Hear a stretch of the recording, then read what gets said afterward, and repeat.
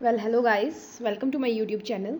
और आज हम डिस्कस करेंगे 11th क्लास का first chapter, that is physical world. Physical world में जस्ट हमें इंट्रोडक्शन दी हुई है कि हमने जो फिजिक्स है +1 की उसके अंदर पढ़ना क्या है। अभी तक जो आप 10th के अंदर साइंस पढ़ते थे उसके अंदर फिजिक्स, केमिस्ट्री, बायोलॉजी सब कुछ इन्वायरमेंट इकट्ठा ही पढ़ते थे, बट यहाँ पे जो आपकी ब्रांचेज है +1 में आके वो आपकी अलग अलग हो जाएंगी। तो सबसे पहले फिजिक्स पढ़ने से पहले हम देखते हैं कि फिजिक्स होती क्या और फिजिकल वर्ल्ड यानी कि फिजिक्स के वर्ल्ड में क्या क्या चीज़ों से हम डील करते हैं। तो सबसे पहले उन्हीं को स्टार्ट करते हैं। तो मूव करते हैं, आज के जो टॉपिक्स हमने डिस्कस करने हैं कंटेंट्स के ऊपर। कंटेंट्स में हम करेंगे एक तो इंट्रोडक्शन यानी कि डेफिनेशन ऑफ फिजिक्स की डेफिनेशन के बारे में करेंगे, and second one is the fundamental forces in nature. तो आज हम सिर्फ दो ही टॉपिक्स करेंगे। First one is introduction and another one is fundamental forces in nature. तो वन बाय वन इन टॉपिक्स को डिस्कस करते हैं। ज़्यादा इनको मतलब आपको दिमाग खर्च करने की ज़रूरत नहीं है इनके ऊपर, थोड़ी सी जस्ट इंट्रोडक्शन है तो आप आराम से इनको कर सकते हो, ठीक है। चलते हैं आज के टॉपिक की तरफ। तो जो आज का टॉपिक है हमारे पास वो टॉपिक है फर्स्ट इंट्रोडक्शन। हमने इंट्रोडक्शन करनी है। इंट्रोडक्शन में हम क्या करेंगे उसके लिए देखिए, फिजिक्स क्या होती है सबसे पहले, कि फिजिक्स किस चीज़ की स्टडी को फिजिक्स बोलते हैं, या केमिस्ट्री जैसे केमिकल्स की स्टडी को केमिस्ट्री बोलते हैं, बायोलॉजी जैसे बायो की स्टडी यानी कि जो भी ह्यूमन बॉडी पार्ट्स हैं या एनिमल्स के बॉडी पार्ट्स हैं उनकी जो स्टडी होती है उनको बायोलॉजी बोलते हैं। जोलॉजी की बात करते हैं तो एनिमल्स से डील करते हैं। तो काफ़ी सारी चीज़ें हमारे पास होती है। तो फिजिक्स क्या होती है, तो फिजिक्स क्या होती है, फिजिक्स बेसिकली हमारे पास होती है, इट इज़ द स्टडी, किसकी स्टडी है, ऑफ द मैटर बेसिक और उसके बेसिक प्रिंसिपल्स की। मैटर की स्टडी और उसके बेसिक प्रिंसिपल की। आप 9th स्टैंडर्ड के अंदर स्टेट्स ऑफ मैटर पढ़ते हो, दैट इज सॉलिड, लिक्विड और गैस, ठीक है।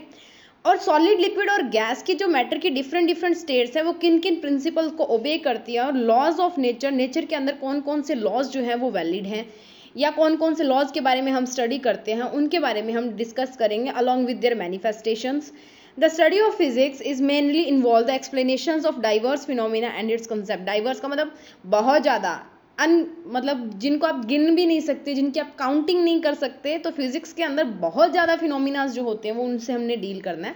बेसिकली अगर मैं आपको इससे अलग की बात बताऊं तो हमारे पास जो फिजिक्स होती है ना बेसिकली, तो फिजिक्स होती क्या है, देखो जो भी हमारे आसपास फिजिकल चीज़ें होती हैं, फिजिकल फिनोमिना, आपके घर पे कार है वो एक फिजिकल थिंग है। अब वो कार कैसे चल रही है, उसकी स्पीड कितनी है, उसकी वेलोसिटी कितनी है, उसका एक्सेलरेशन कितना है, वो कितना डीजल खा रही है, कितनी वो एनर्जी प्रोड्यूस कर रही है, उसके अंदर सीट कितनी है, कितना उसका वेट है, तो इन चीज़ों के बारे में जो स्टडी करते हैं ना वो हम करते हैं फिजिक्स के अंदर। अब बात करते हैं कि कार का रिलेशन केमिस्ट्री से भी होता है। तो कार का रिलेशन केमिस्ट्री से कब होगा, वो तब होता है जब देखो कितना डीजल हमने उसके अंदर डाला और वो फ्यूल जैसे हाइड्रोजन फ्यूल या जो डीजल पेट्रोल है वो बर्न हो रहे हैं। बर्निंग जो होती है that is a chemical process, ठीक है। जब तो केमिकल प्रोसेस यानी कि नॉर्मली हम क्या करते थे, जब आपने 10th क्लास के अंदर जो फर्स्ट चैप्टर आपका पढ़ा था that is chemical reactions and equations, तो उसके अंदर आपके पास कुछ 4 प्रोसेसेस बताए गए थे बेसिक जो केमिस्ट्री के अंदर आते हैं। पहला उन्होंने बोला था कहीं पे भी अगर गैस इवॉल्व हो रही है तो केमिकल प्रोसेस है, अगर कलर चेंज हो रहा है तो केमिकल प्रोसेस है, ठीक है। टेम्परेचर चेंज हो रहा है, स्टेट चेंज हो रही है तो केमिकल प्रोसेस है, ठीक है। कोई चीज़ बर्न करके यानी कि टेम्परेचर चेंज होकर किसी को हीट करके आप स्टेट चेंज कर रहे हो तो केमिकल प्रोसेस है। तो ऐसे कुछ आपने केमिकल प्रोसेसेस पढ़े थे, बट फिजिक्स के अंदर हमने उनसे कुछ लेना देना नहीं है, स्टेट चेंज हो या ना हो, ठीक है। हम यहाँ पे फिजिक्स से डील करते हैं। जैसे आपने छोटी क्लासेस के अंदर आपने फोर्स पढ़ा था, किसी चीज़ के ऊपर आप धक्का लगा रहे हो तो वो धक्का लगाने के बाद कितनी आगे चली गई, या उन चीज़ों के बारे में जो डिस्कस करते हैं, यानी कि भौतिक चीज़ों को मतलब जो फिजिकली एग्जिस्ट कर रही है हमारे पास, जिनको एज्यूम्ड नहीं करना, कोई ऐसी चीज़ नहीं है कि एज्यूमिंग है कि ये इसका फॉर्मूला होता है या ये इसका होता है। देख के चीज़ों को उनको ऑब्जर्व करके अपने जो लॉज जो बनाए गए हैं उनको ही जब हम डील करते हैं उनसे, तो उसी को बोला जाता है फिजिक्स, ठीक है। तो नेक्स्ट देखते हैं नेक्स्ट हमारे पास है डेफिनेशन ऑफ फिजिकल वर्ल्ड। अब फिजिकल वर्ल्ड में जब लॉज आए थे, मैटर आया था, मैटर किन किन चीज़ों पे डिपेंड करता है वो चीज़ें आई थी, तो फिजिकल वर्ल्ड में क्या आएगी, फिजिक्स का जो वर्ड बना हुआ है, फिजिक्स से जो वर्ल्ड बना है that is known as physical world. Physical world refer to as complexity in the nature. Complexity का मतलब क्या होता है, कोई कुछ बोल रहा है, कोई कुछ बोल रहा है उसी चीज़ के बारे में, ठीक है। जैसे कोई न्यूटन के अपने लॉ थे, आइंस्टाइन के अपने लॉ थे, ठीक है। आइंस्टाइन ने क्या किया था, रिलेटिविटी की थ्योरी दी थी। न्यूटन जो था उसने मोशन के बारे में डिस्कस किया था, तो ग्रेविटी के बारे में अलग से न्यूटन ने डिस्कस किया था।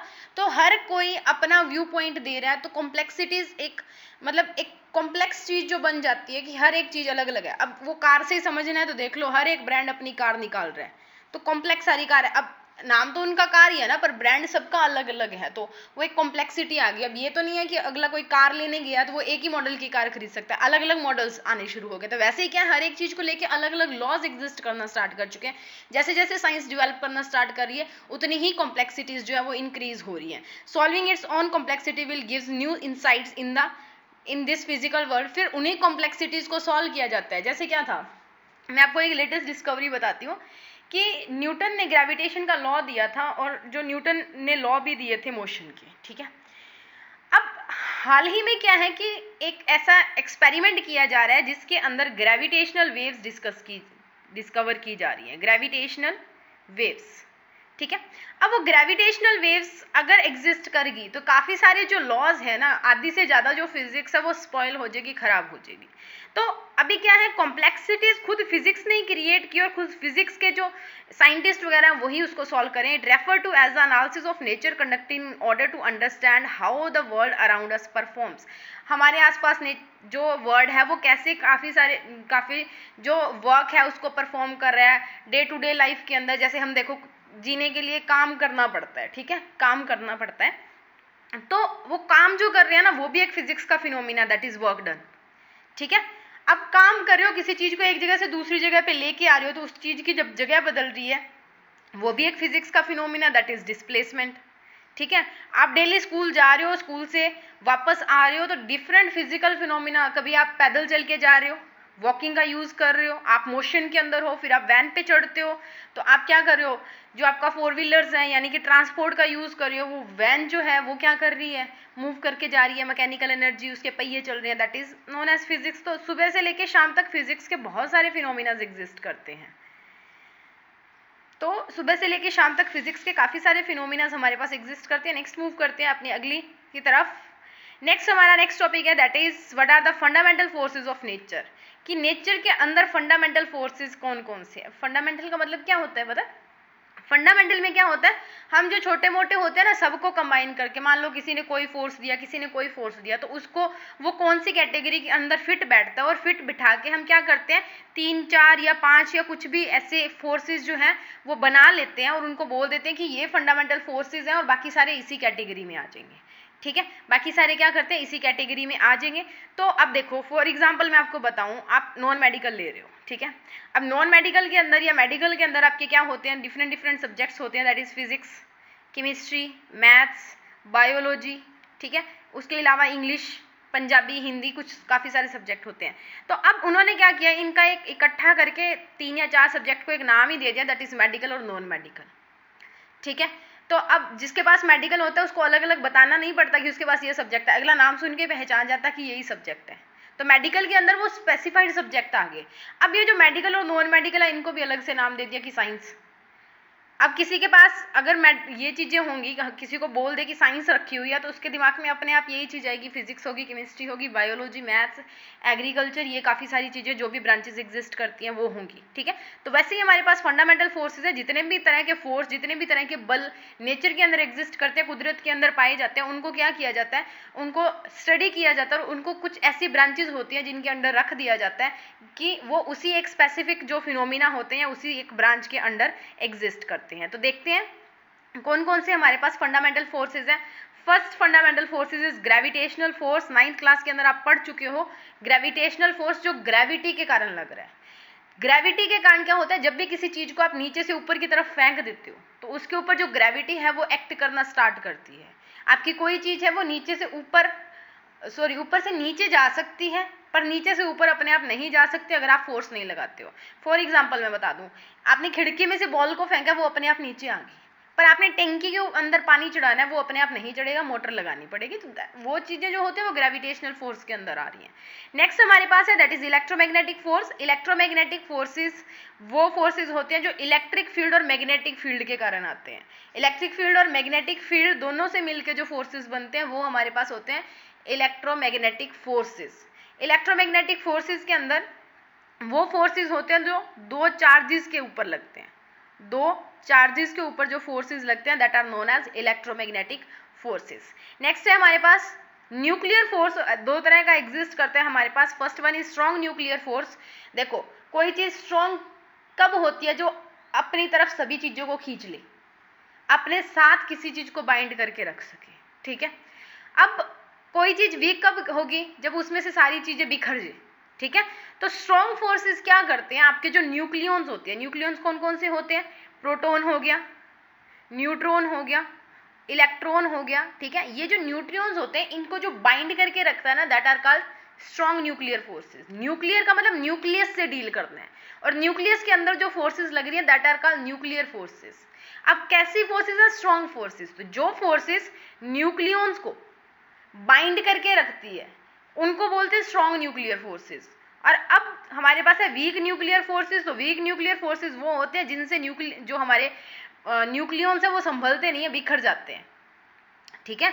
वो जो फोर्सेस आएंगे वो आती है वीक न्यूक्लियर फोर्सेस के अंदर। मान लो ये न्यूक्लियस है, इससे यहाँ पे अगर प्रोटॉन्स या इलेक्ट्रॉन्स पड़े हैं इससे संभाले नहीं गए और एक इलेक्ट्रॉन यहाँ से निकल के भाग गया, दैट मीन्स कि वीक न्यूक्लियर फोर्सेस यहाँ पे एग्जिस्ट कर रही हैं, ठीक है।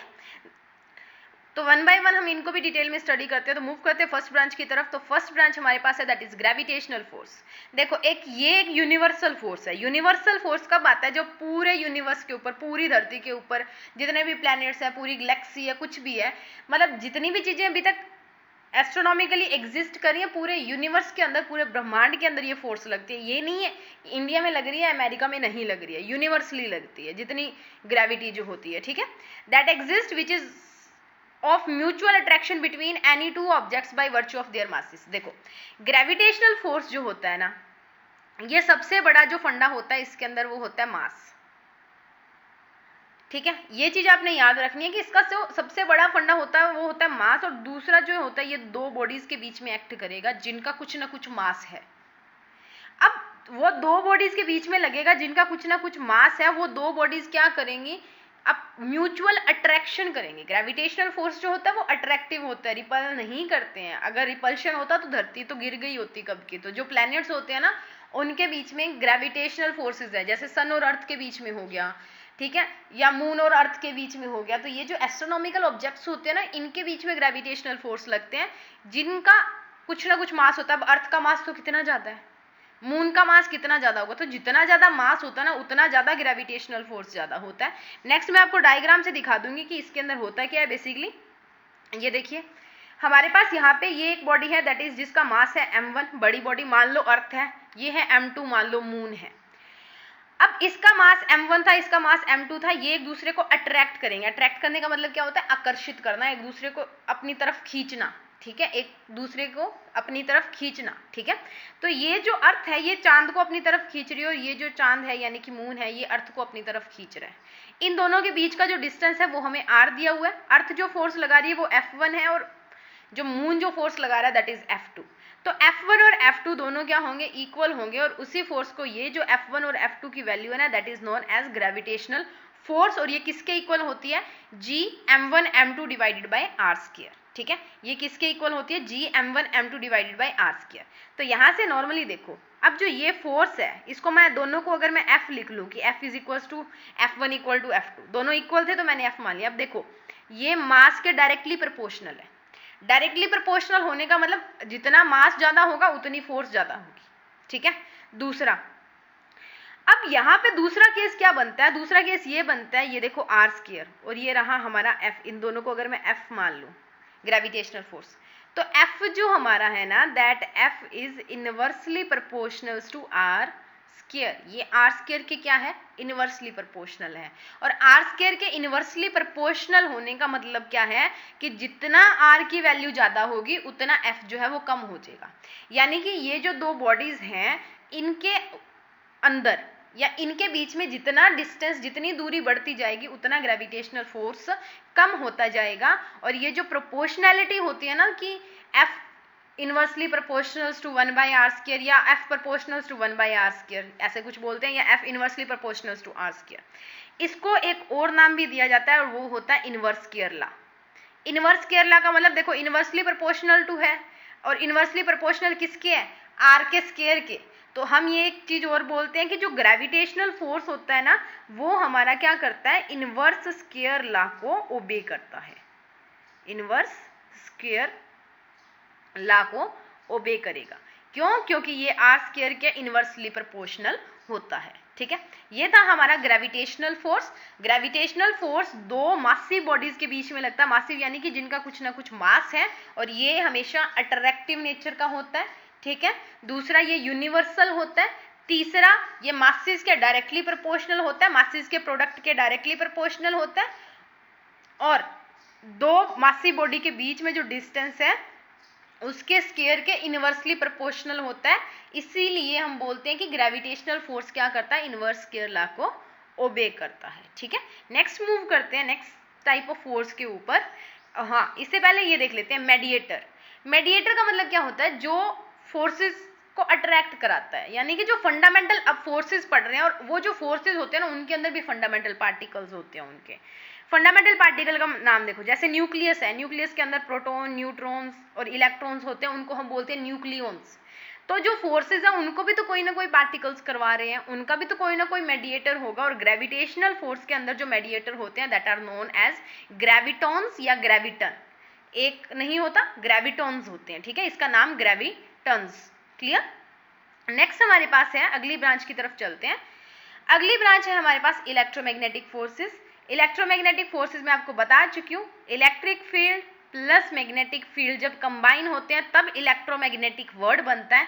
और इलेक्ट्रिक फील्ड और मैग्नेटिक फील्ड दोनों मिलके जो फोर्स लगाएंगे that force is known as electromagnetic force. ठीक है, अब इलेक्ट्रोमैग्नेटिक फोर्स के अंदर क्या क्या होता है वो देखिए। पहला, ये दो चार्ज पार्टिकल के बीच में लगता है। मैंने आपको शुरू में ही बताया था कि ये दो चार्जेस के बीच में एग्जिस्ट करता है, एक आपका चार्ज Q1 है और एक आपका चार्ज Q2 है। दो चार्जेस के बीच में ये एग्जिस्ट करेगा इलेक्ट्रोमैग्नेटिक फोर्स। और दूसरी बात क्या होती है इसमें, if the charges are in the state of rest it is given by Coulomb's law, whereas they are in motion they generate magnetic field, hence the name is electromagnetic forces as they are inseparable। अब देखो नाम क्या हुआ, आपने जब हमने 9th और 10th की बात करते हैं आपने फैराडे के लॉज पढ़े होंगे। 10th की बात है ये, इंडक्शन वाला चैप्टर जब हम करते हैं जनरेटर्स वाला तो उसमें आपने फैराडे के लॉज पढ़े हैं।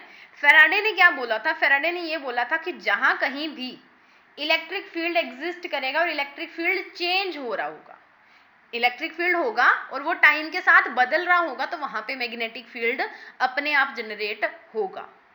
ठीक है, और इसका इनवर्स भी ट्रू है कि जहां पे मैग्नेटिक फील्ड एग्जिस्ट कर रहा है और मैग्नेटिक फील्ड चेंज हो रहा है टाइम के साथ तो वहां पे इलेक्ट्रिक फील्ड भी एग्जिस्ट करेगा। तो इसीलिए जब इलेक्ट्रिक फील्ड और मैग्नेटिक फील्ड दोनों इकट्ठे एग्जिस्ट करते हैं तो उसको बोलते हैं इलेक्ट्रोमैग्नेटिक।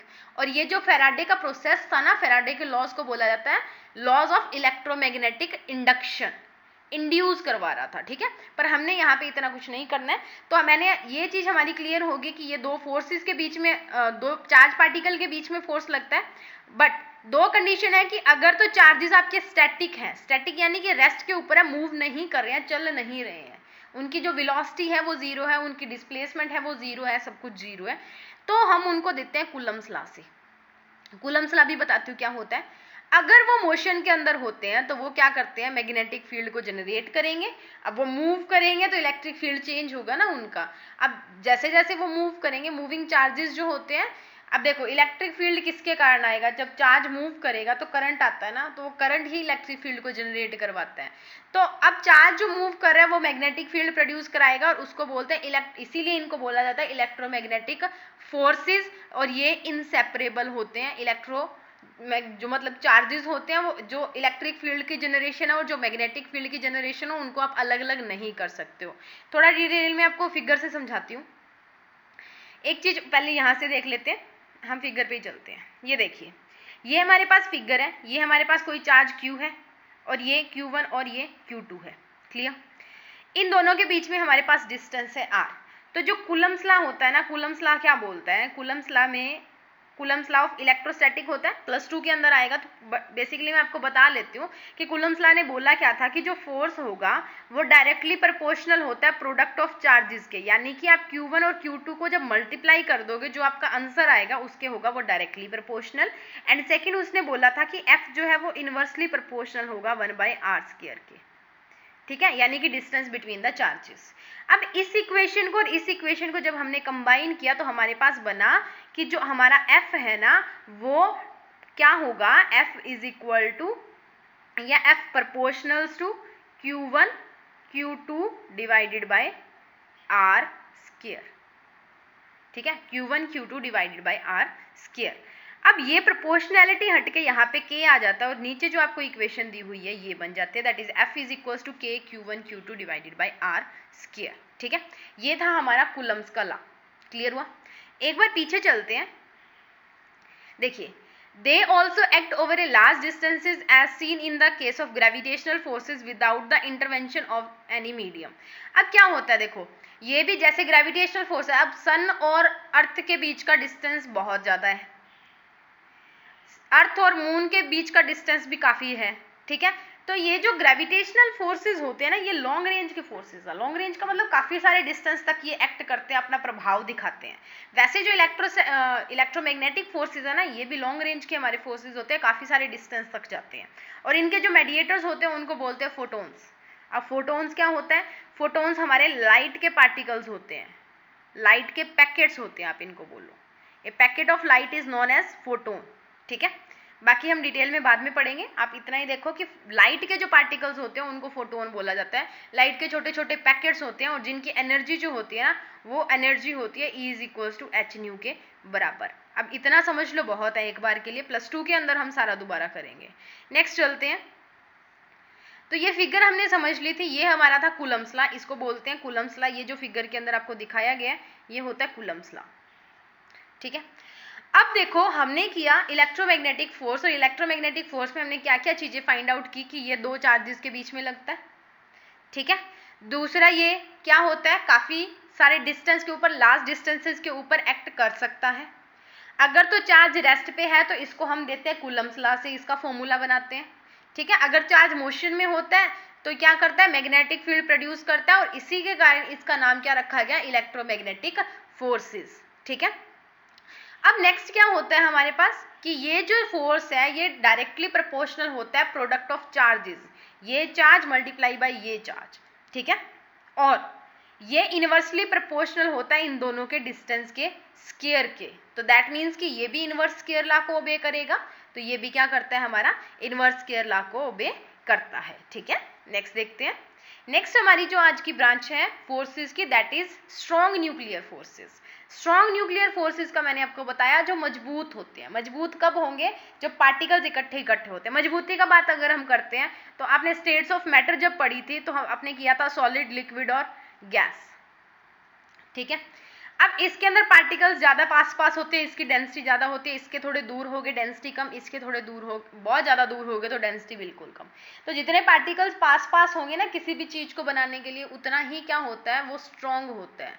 अब पानी है, पानी के अंदर आप हाथ डाल के ऐसे मतलब उसको काट सकते हो, वैसे नॉर्मली हम बोल रहे हैं कि आसानी से आप उसको पेनिट्रेट करके उसको चीर के नीचे की तरफ जा सकते हो, वापस ऊपर आ सकते हो, मतलब उसके अंदर आना जाना आसान है। ठीक है, क्योंकि पार्टिकल्स दूर दूर हैं।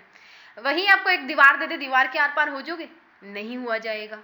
क्यों, क्योंकि दीवार के अंदर जो सीमेंट है ना उसने, या जो भी चीज़ होती है जो इमल्शंस वगैरह हम यूज़ करते हैं, तो वो पार्टिकल्स जो है उनको स्ट्रांगली इकट्ठा करके रखा हुआ है, जगह ही नहीं है जाने को, एकदम खींच के उनको इकट्ठा करके रखा हुआ है। ठीक है, तो देख लेते हैं बाकी न्यूक्लियर फोर्सेस। न्यूक्लियर फोर्सेस देखिए वो फोर्सेस होते हैं जो प्रोटॉन्स और न्यूट्रॉन्स को आपस में बांध के रखते हैं, आपस में बाइंड करके रखते हैं। It is the strongest of all fundamental forces. ये पॉइंट इंपॉर्टेंट है कि स्ट्रॉन्गेस्ट फोर्सेज कौन सी होती है 4 फंडामेंटल फोर्स में से, तो जो स्ट्रॉन्ग न्यूक्लियर फोर्स है वो स्ट्रॉन्गेस्ट फोर्स होती है चारों में से। ये इंडिपेंडेंट होती है चार्ज से। चार्ज का मतलब क्या होता है, देखो जब हम प्रोटॉन की बात करते हैं तो प्रोटॉन के ऊपर प्लस का चार्ज होता है, न्यूट्रॉन की बात करते हैं तो जीरो होता है, और इलेक्ट्रॉन की बात करते हैं तो क्या होता है, नेगेटिव चार्ज होता है।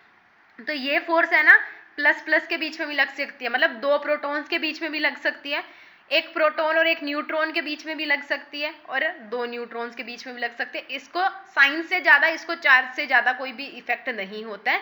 नॉर्मली हम बोलते हैं कि लाइक चार्जेस एक दूसरे को रिपेल करते हैं और ऑपोजिट चार्जेस जो होते हैं अनलाइक चार्जेस एक दूसरे को अट्रैक्ट करते हैं, पर इन्होंने इससे कुछ नहीं लेना देना, ये अपना सिंपल काम करते हैं, ये इंडिपेंडेंट होते हैं इस चीज़ से। ये प्रोटॉन प्रोटॉन में भी लग सकता है, प्रोटॉन न्यूट्रॉन में भी लग सकता है, और न्यूट्रॉन न्यूट्रॉन में भी लग सकता है। मतलब लाइक चार्जेस में भी अपना इफेक्ट दिखाएंगे, अपना प्रभाव दिखाएंगे, और अनलाइक चार्जेस में भी अपना प्रभाव दिखाएंगे। नेक्स्ट मूव करते हैं इनके मेडिएटर्स की तरफ। तो इनके मेडिएटर्स होते हैं ग्लूओन्स। आपने जस्ट नाम याद करना है, बाकी आपके अभी तक सिलेबस में कुछ नहीं है, ये हायर क्लासेस की बात होती है। ग्लूओन्स वगैरह जो भी हैं आपने जस्ट नाम याद करने हैं इनके कि मेडिएटर कौन से होते हैं, ठीक है। नेक्स्ट देखते हैं, ये रही फिगर। तो फिगर के अंदर हमें देखो क्या दिया हुआ है, ये एक बंदा है, इसने क्या किया हुआ है, इकट्ठा करके पूरा मजबूत है ये बंदा, मतलब हट्टा कट्टा है, पहलवान जैसा दिख रहा है। तो दोनों प्रोटॉन को इकट्ठा कर रखा है उठा के, ठीक है, दूर दूर नहीं जाने देगा। अगर वो भागने की कोशिश करेगा तो भी वो उसको पकड़ के रख लेगा, ठीक है। तो वो है, ये जो बंदा है ना, ये है हमारा स्ट्रॉन्ग न्यूक्लियर फोर्स। ये as a strong nuclear force जो है वो बंदे की तरह हमने दिखाया हुआ है। आगे आपको एक फिगर और दिख रही है जो हम फिजिकली या फिजिक्स के फिनोमिना में लेते हैं। तो यहाँ पे आपको देखिए, ये जो आपको 2 बड़ी ब्रॉड एरोज दिख रही हैं, ये है स्ट्रॉन्ग न्यूक्लियर फोर्स, और ये यहाँ पे आपको जो पतली पतली एरोज दिख रही है ना, ये रिपेल कर रही है, इलेक्ट्रोस्टैटिक रिपल्शन। इलेक्ट्रो मतलब चार्जेस से एसोसिएटेड है, स्टैटिक का मतलब रेस्ट के ऊपर है, और रिपल्शन का मतलब एक दूसरे से दूर भागने की कोशिश कर रहे हैं।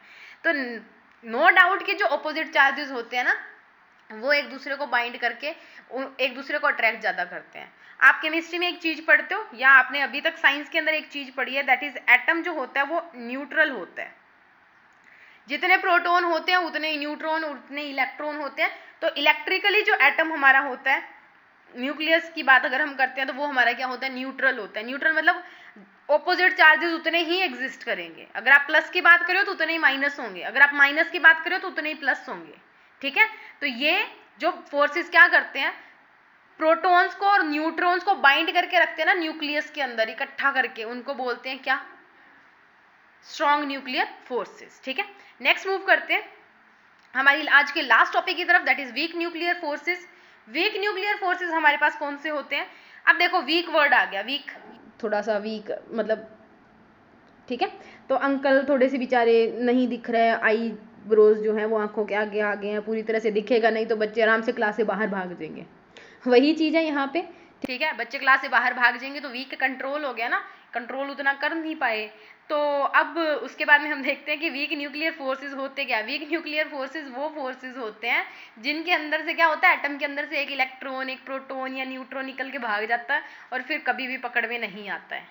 अब देखो स्ट्रॉन्ग में क्या कर रहा था, बाइंड करके रख रहा था ना, तो वीक का उल्टा कर दो, वीक में क्या होगा, बाइंड करके नहीं रख सकेगा, भाग जाएंगे वो, ठीक है। अब यहाँ पे अगर ये अंकल हैं, इनको दिखाई नहीं देगा, पढ़ाएंगे तो बच्चे आराम से पिछले गेट से निकल रहे हैं, आ रहे हैं, जा रहे हैं, ठीक है। तो ये जस्ट समझने के लिए, इसको सीरियसली मत लेना, सीरियस इस आगे वाले को लेना। ये देखो, ये सिर्फ कुछ प्रोसेसेस के अंदर आता है देखने के अंदर, इसको हम कहीं कहीं पे देखा जा सकता है। वो कहाँ पे देखा जा सकता है, वो देखा जा सकता है बीटा डीके के अंदर, observed only in some nuclear processes.